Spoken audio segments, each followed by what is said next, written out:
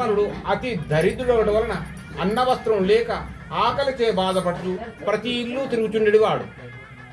భగవానుడు బ్రాహ్మణుడు ప్రియుడు కావున ఆ భగవానుడు ఒక వృద్ధ బ్రాహ్మణ వేషధారి అయి ఆ బ్రాహ్మణుడికి ఎదురుగా పోయి, ఓ బ్రాహ్మణుడా, నువ్వు వేద విధుండవై కూడా ఈ విధంగా ప్రతి ఇల్లు తిరుగుతున్నావేమిటయ్యా అని అడిగాను.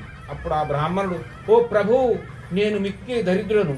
పూర్వజన్మలో ఎవరికి ఏ పాపం చేసినో, ఎవరిని హింసించినో, ఎవరిని కష్టపెట్టినో, ఈ జన్మలో అతి దరిద్రుడనై పుట్టి అన్నవస్త్రం లేక ఆకలికే బాధపడుతూ ప్రతి ఇల్లు తిరుగుతూ భిక్షాటనచే జీవించున్నాను. మా పాపములు తొలగ ఏదైనా ఉపాయం ఉంటే తెలుపమని వేడుకున్నాను. అది విని ఆ బ్రాహ్మణుడు ఈ విధంగా చెప్పసాగను, ఓ బ్రాహ్మణుడా, అనేక అవతారం దాల్చిన శ్రీమన్నారాయణుడు కలియుగంబున సత్యదేవుని అవతారమే వెలిసిన్నాడయ్యా. సత్యనారాయణ స్వామి వ్రతం ఆచరించి తరించుము, నీ సకల పాపములు తొలగిపోవును, సకల దుఃఖములు హరించును, సకల సంపదలు పొందగలవు.